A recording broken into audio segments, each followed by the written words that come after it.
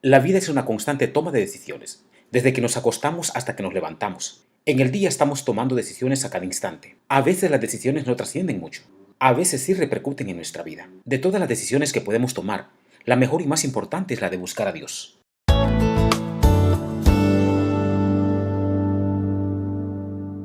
En la vida, todo acto, por insignificante que sea, tiene su influencia para el bien o para el mal.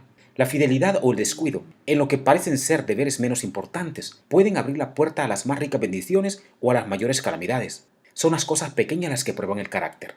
Mi nombre es Carlos Jovel. Bienvenidos al punto, Ruta 321. Por favor, quédese con nosotros.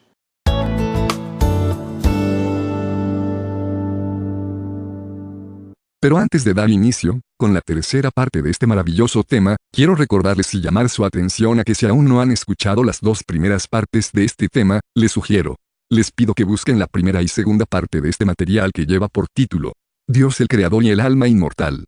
Tanto, como la segunda parte con su correspondiente título, Dios el Creador y la inmortalidad del hombre. Sí, yo sé que tenemos algunas preguntas que dejamos colgadas en el tema anterior, y que dijimos que les íbamos a dar respuesta, mas sin embargo antes de proceder a las respuestas de dichas preguntas, debemos de analizar algunos puntos que serán la base para poder comprender el significado de las respuestas, por lo que implican las preguntas en sí. Quiero comenzar con las siguientes preguntas. Pregunta número 1. ¿Se ha preguntado usted alguna vez, dónde estaba el hombre antes de ser creado por Dios el Creador? Pregunta número 2. ¿Existía el hombre mucho antes de haber sido creado por Dios? Y si esto era así, ¿dónde estaba y por cuánto tiempo había existido el hombre antes de venir a la existencia en nuestro mundo y vivir en el planeta? Pregunta número 3. ¿O cree usted que el hombre estaba en el polvo de la tierra, o que simplemente no existía de ninguna forma? Bueno, en realidad, para dar respuesta a estas preguntas lo haremos de la forma más simple, de manera que comencemos respondiendo la pregunta número 1 que dice, ¿se ha preguntado usted alguna vez, dónde estaba el hombre antes de ser creado por Dios el Creador? Y la respuesta para esta pregunta número 1. El hombre no estaba ni andaba en ninguna parte del universo de Dios. Respondiendo la pregunta número 2, que dice, ¿existía el hombre mucho antes de haber sido creado por Dios? Y si esto fue así, ¿dónde vivía el hombre y por cuánto tiempo había existido antes de venir a la existencia en nuestro mundo y vivir en el planeta? Y la respuesta para la pregunta número 2. El hombre no existía en ningún lugar, ya que Dios lo formó y creó del polvo de la tierra, justamente en la creación el sexto día.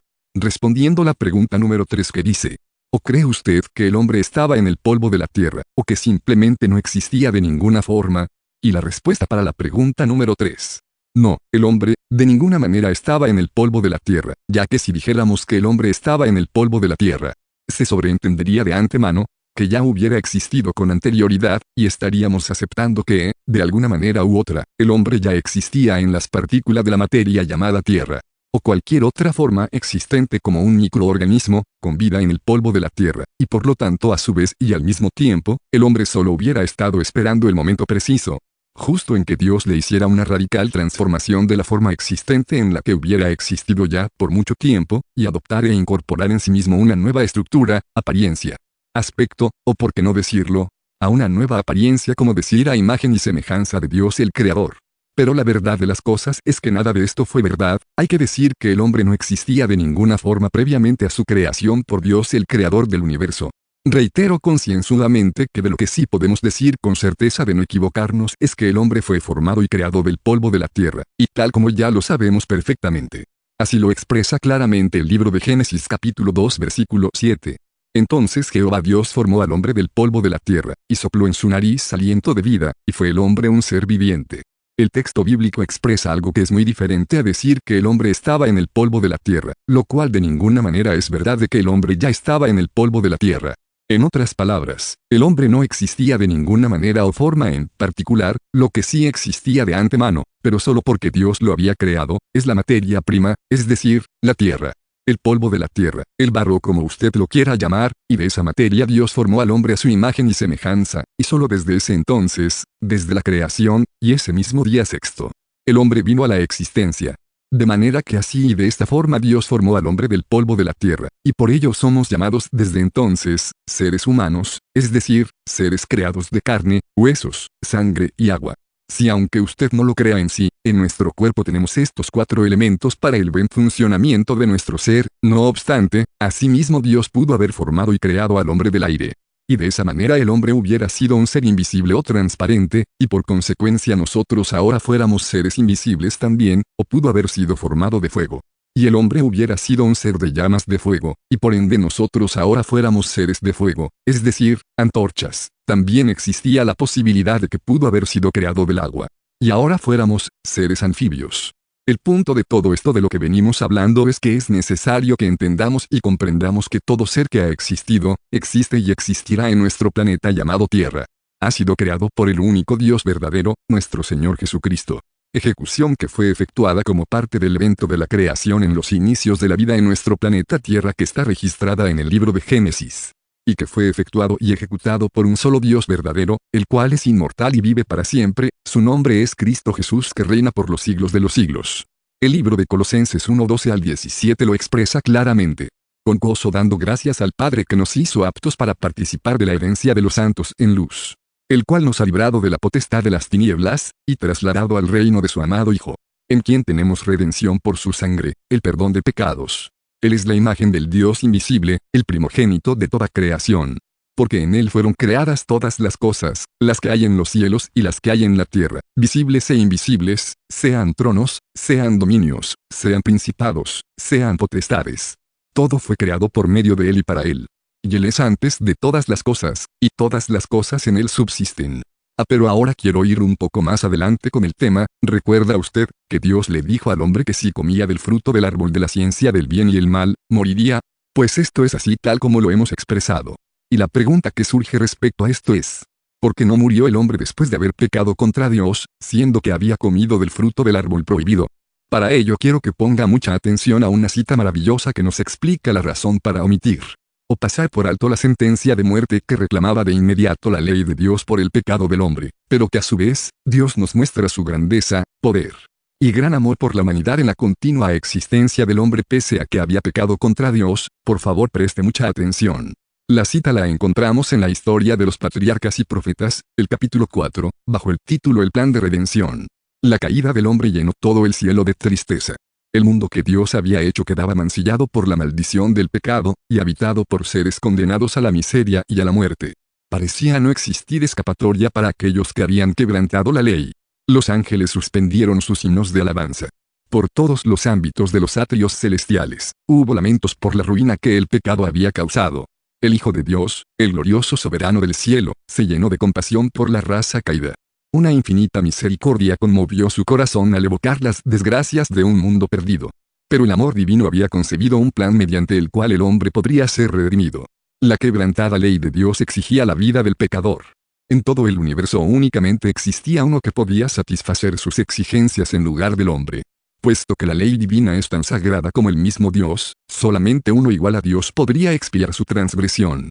Ninguno sino Cristo podía salvar al hombre de la maldición de la ley, y colocarlo otra vez en armonía con el cielo. Cristo cargaría con la culpa y la vergüenza del pecado, que era algo tan abominable a los ojos de Dios que iba a separar al Padre y su Hijo. Cristo descendería a la profundidad de la desgracia para rescatar la raza caída. Cristo intercedió ante el Padre en favor del pecador, mientras la hueste celestial esperaba los resultados con tan intenso interés que la palabra no puede expresarlo. Mucho tiempo duró aquella misteriosa conversación, el consejo de paz Zacarías 6:13 en favor del hombre caído. El plan de la salvación había sido concebido antes de la creación del mundo, pues Cristo es el Cordero, el cual fue muerto desde el principio del mundo. Apocalipsis 13:8. Sin embargo, fue una lucha, aún para el mismo Rey del universo, entregar a su Hijo a la muerte por la raza culpable. Pero, de tal manera amó Dios al mundo, que ha dado a su Hijo unigénito, para que todo aquel que en Él cree no se pierda, sino que tenga vida eterna. Juan 3:16. Oh, el misterio de la redención. El amor de Dios hacia un mundo que no lo amaba. ¿Quién puede comprender la profundidad de ese amor que excede a todo conocimiento? A través de los siglos sin fin, las mentes inmortales, tratando de entender el misterio de ese incomprensible amor, se maravillarán y adorarán a Dios. Dios se iba a manifestar en Cristo, Dios estaba en Cristo reconciliando consigo al mundo. Segunda de Corintios 5:19. El hombre se había envilecido tanto por el pecado que le era imposible por sí mismo ponerse en armonía con aquel cuya naturaleza es bondad y pureza. Pero después de haber redimido al mundo de la condenación de la ley, Cristo podría impartir poder divino al esfuerzo humano. Así, mediante el arrepentimiento ante Dios y la fe en Cristo, los caídos hijos de Adán, podrían convertirse nuevamente en hijos de Dios. Primera de Juan 3:2. El único plan que podía asegurar la salvación del hombre afectaba a todo el cielo en su infinito sacrificio.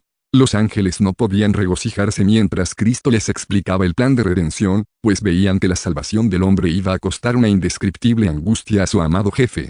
Llenos de asombro y pesar, escucharon cuando les dijo que debía bajar de la pureza, paz, gozo, gloria y vida inmortal del cielo, a la degradación de la tierra, para soportar dolor, vergüenza y muerte.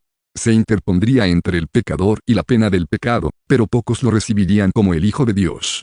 Dejaría su elevada posición de soberano del cielo para presentarse en la tierra, y humillándose como hombre. Conocería por su propia experiencia las tristezas y tentaciones que el hombre habría de sufrir. Todo esto era necesario para que pudiera socorrer a los que iban a ser tentados. Hebreos 2:18. Cuando terminara su misión como maestro, sería entregado en manos de los impíos y sometido a todo insulto y tormento que Satanás pudiera inspirarles. Sufriría la más cruel de las muertes, levantado en alto entre la tierra y el cielo como un pecador culpable. Pasaría largas horas de tan terrible agonía, que los ángeles se habrían de velar el rostro para no ver semejante escena. Mientras la culpa de la transgresión y la carga de los pecados del mundo pesaran sobre él, tendría que sufrir angustia del alma y hasta su padre ocultaría de él su rostro. Los ángeles se arrodillaron ante su soberano y se ofrecieron ellos mismos como sacrificio por el hombre. Pero la vida de un ángel no podía satisfacer la deuda, solamente aquel que había creado al hombre tenía poder para redimirlo. No obstante, los ángeles iban a tener una parte que desempeñar en el plan de redención. Cristo iba a ser hecho un poco menor que los ángeles, para que por la gracia de Dios experimentara la muerte por todos. Hebreos 2:9. Cuando adoptara la naturaleza humana, su poder no sería semejante al de los ángeles, y ellos habrían de servirle, fortalecerle y mitigar su profundo sufrimiento. Asimismo, los ángeles serían espíritus ministradores, enviados para ayudar a los herederos de la salvación. Hebreos 1:14.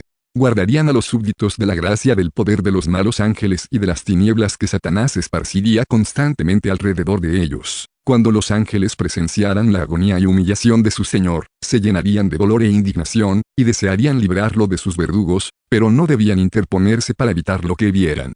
Era parte del plan de la redención, que Cristo sufriera el escarnio y el abuso de los impíos, y él mismo consintió en todo esto al convertirse en redentor del hombre.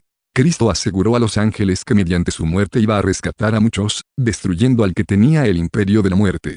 Iba a recuperar el reino que el hombre había perdido por su transgresión, y que los redimidos habrían de heredar juntamente con él, para morar eternamente allí.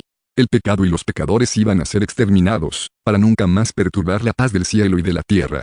Pidió a la hueste angélica que concordase con el plan que su padre había aceptado, y que se regocijaran porque mediante su muerte el ser humano, caído, podría ser reconciliado con Dios. Entonces un regocijo indescriptible llenó el cielo. La gloria y la bendición de un mundo redimido excedió a la misma angustia y al sacrificio del príncipe de la vida. Por todos los atrios celestiales repercutieron los acordes de aquella dulce canción, que más tarde habría de oírse sobre las colinas de Belén. Gloria a Dios en las alturas y en la tierra paz, buena voluntad para con los hombres. Lucas 2:14. Ahora con una felicidad más profunda que la producida por el deleite y entusiasmo de la nueva creación, alababan juntas todas las estrellas del alba y se regocijaban todos los hijos de Dios. Job 38:7. La primera indicación que el hombre tuvo sobre su redención la oyó en la sentencia pronunciada contra Satanás en el huerto.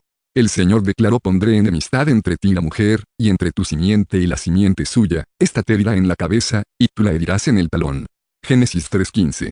Esta sentencia, pronunciada en presencia de nuestros primeros padres, fue una promesa para ellos. Mientras predecía la lucha entre el hombre y Satanás, declaraba que el poder del gran adversario sería finalmente destruido. Adán y Eva estaban como criminales ante el justo juez, y esperaban la sentencia que merecía su transgresión. Pero antes de oír hablar de la vida de trabajo y angustia que sería su destino, o del decreto que determinaba que volverían al polvo, escucharon palabras que no podían menos que infundirles esperanza. Aunque habrían de padecer por efecto del poder de su gran enemigo, podrían esperar una victoria final. Cuando Satanás supo que existiría enemistad entre él y la mujer, y entre su simiente y la simiente de ella, se dio cuenta de que su obra de depravación de la naturaleza humana sería interrumpida. Que de alguna manera el hombre sería capacitado para resistir su poder. Sin embargo, cuando el plan de redención se dio a conocer, Satanás se regocijó con sus ángeles al pensar que por haber causado la caída del hombre, podía ahora hacer descender al Hijo de Dios de su elevada posición.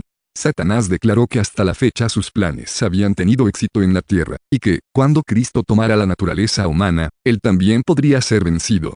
y así se evitaría la redención de la raza caída. Los ángeles celestiales explicaron detalladamente a nuestros primeros padres el plan que había sido concebido para su redención. Se les aseguró a Adán y a su compañera que a pesar de su gran pecado, no se les abandonaría a merced de Satanás. El Hijo de Dios había ofrecido expiar, con su propia vida, la transgresión de ellos. Se les otorgaría un tiempo de gracia y, mediante el arrepentimiento y la fe en Cristo, podrían llegar a ser de nuevo hijos de Dios. El sacrificio exigido por su transgresión reveló a Adán y a Eva el carácter sagrado de la ley de Dios, y comprendieron mejor que nunca la culpa del pecado y sus horrorosos resultados. En medio de su remordimiento y angustia pidieron que la pena no cayera sobre aquel cuyo amor había sido la fuente de todo su regocijo, que más bien cayera sobre ellos y su descendencia. Se les dijo que, como la ley de Jehová es el fundamento de su gobierno en el cielo y en la tierra, ni aun la vida de un ángel podría aceptarse, como sacrificio por la transgresión de ellos. Ninguno de sus preceptos podía abolirse o cambiarse para ajustarse a la humanidad en su condición caída, pero el Hijo de Dios, que había creado al hombre, podía expiar su falta.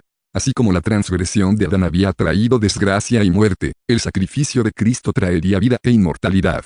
No solo el ser humano sino también la tierra había caído por el pecado bajo el dominio del maligno, y había de ser restaurada mediante el plan de la redención.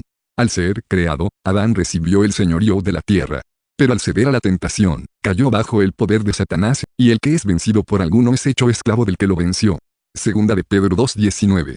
Cuando el hombre cayó bajo el cautiverio de Satanás, el dominio que antes ejercía pasó a manos de su conquistador. De esa manera Satanás llegó a ser el Dios de este siglo. Segunda de Corintios 4:4. Él había usurpado el dominio que originalmente fue otorgado a Adán. Pero Cristo, mediante su sacrificio, al pagar la pena del pecado, no solamente redimiría al hombre, sino que también recuperaría el dominio que éste había perdido. Todo lo que perdió el primer Adán será recuperado por el segundo. El profeta dijo: tú, torre del rebaño, fortaleza de la hija de Sión, tú recobrarás el señorío de antaño. Miqueas 4:8. Y el apóstol Pablo dirige nuestras miradas hacia la redención de la posesión adquirida. Efesios 1:14. Dios creó la tierra para que fuera la morada de seres santos y felices. El Señor que creó los cielos. Él es Dios, el que formó la tierra, el que la hizo y la compuso. No la creó en vano, sino para que fuera habitada la creó. Isaías 45:18. Ese propósito será cumplido, cuando sea renovada mediante el poder de Dios y libertada del pecado y el dolor, entonces se convertirá en la morada eterna de los redimidos. Los justos heredarán la tierra y vivirán para siempre en ella. Y no habrá más maldición. El trono de Dios y del Cordero estará en ella, sus siervos lo servirán. Salmos 37:29, Apocalipsis 22:3. Mientras fue inocente, Adán gozó de abierta comunión con su Creador, pero el pecado produjo separación entre Dios y el hombre, y únicamente la expiación de Cristo podía eliminar el abismo, y hacer posible la transmisión de las bendiciones de la salvación entre el cielo y la tierra. El hombre tenía vedada la comunicación directa con su Creador, pero Dios se comunicaría con él por medio de Cristo y de los ángeles. En esa forma se revelaron a Adán importantes acontecimientos que se producirían en la historia humana, desde el tiempo en que fue pronunciada la sentencia divina en el Edén hasta el diluvio. Y desde allí hasta el primer advenimiento del Hijo de Dios. Se le mostró que si bien el sacrificio de Cristo tendría suficiente valor para salvar a todo el mundo, muchos escogerían una vida de pecado más bien que de arrepentimiento y obediencia. Los crímenes aumentarían en las generaciones sucesivas, y la maldición del pecado pesaría cada vez más sobre la raza humana, las bestias y la tierra. La vida del hombre sería acortada por su propio pecado, disminuirían su estatura y resistencia física, así como su poder intelectual y moral, hasta que el mundo se llenara de toda clase de miserias.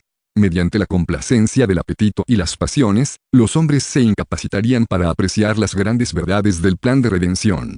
No obstante, fiel al propósito por el cual dejó el cielo, Cristo mantendría su interés en los hombres, y seguiría invitándolos a ocultar sus debilidades y deficiencias en él.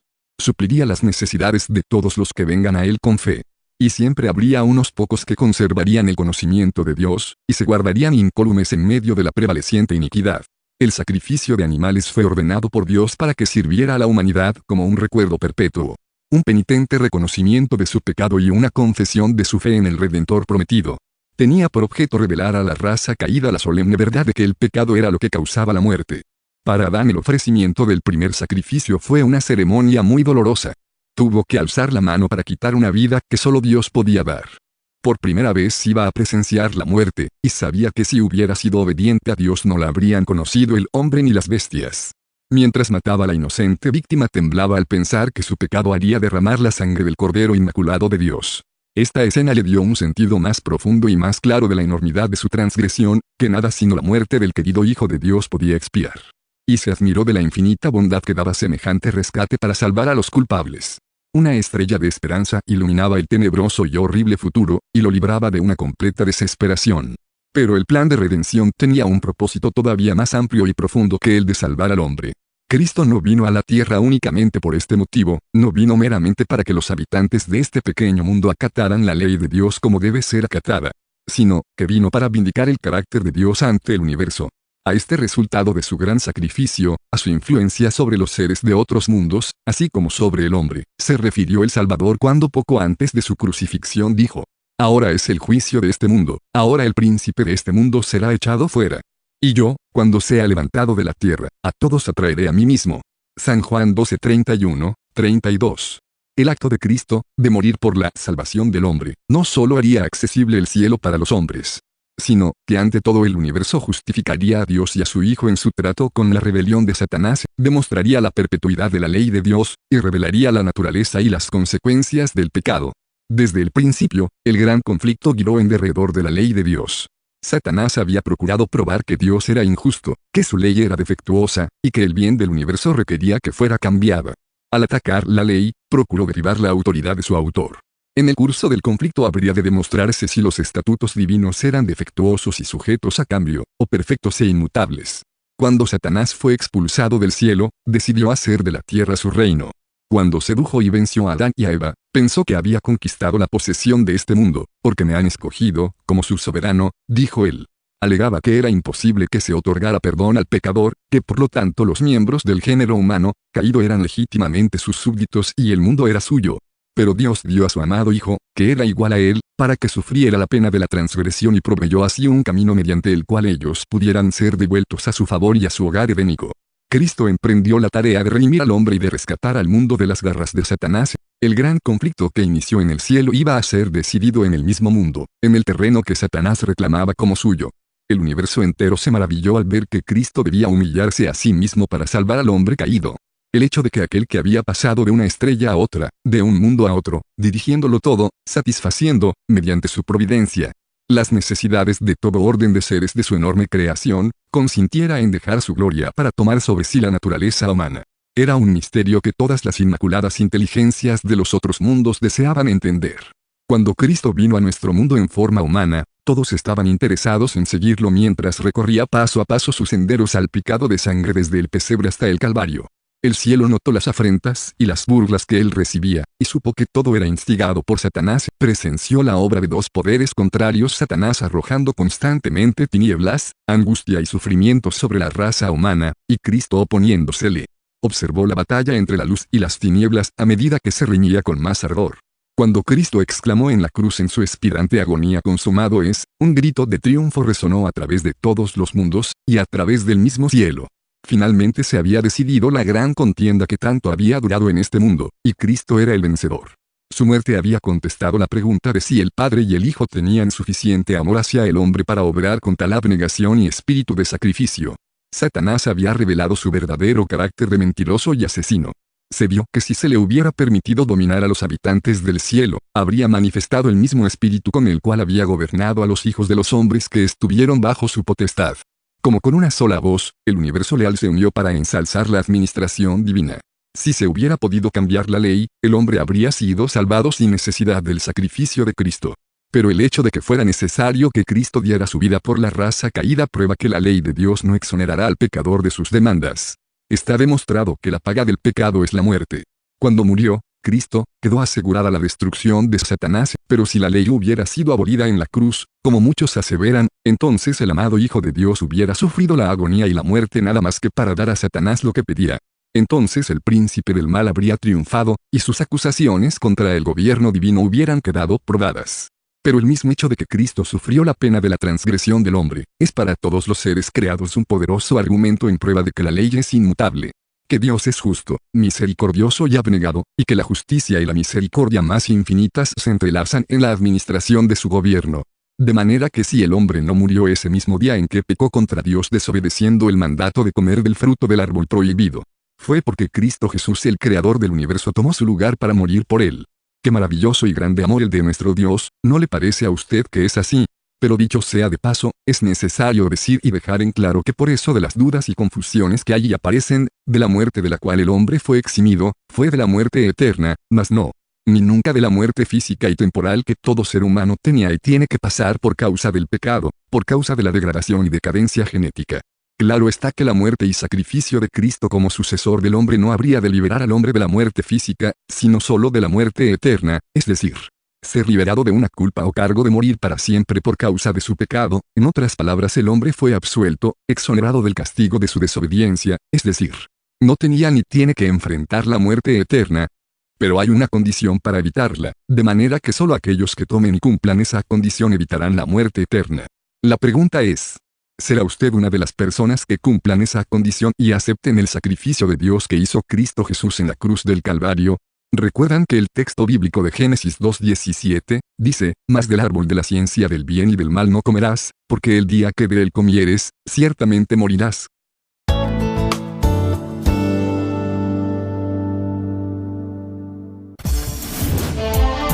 Muchas gracias por habernos asistido. No se pierdan nuestro próximo capítulo por este mismo medio y este mismo canal.